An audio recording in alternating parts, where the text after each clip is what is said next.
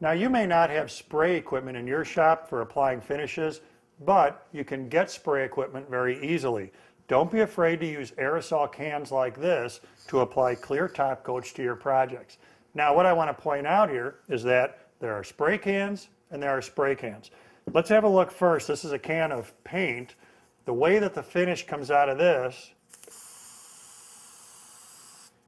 is in kind of a cone shape. And in all honesty, it's hard to get a good finish out of that. With this can of lacquer, the nozzle on this is actually adjustable.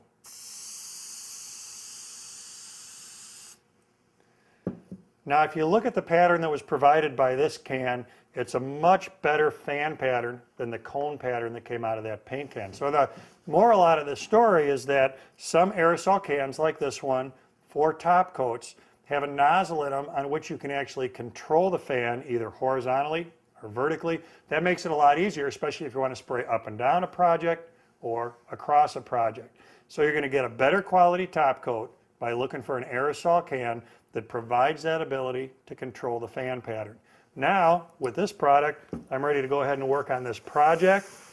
It is a lacquer-based project. I want to make sure I've got a respirator on. That fan is going to really help me get a nice finish on this box I'm working on.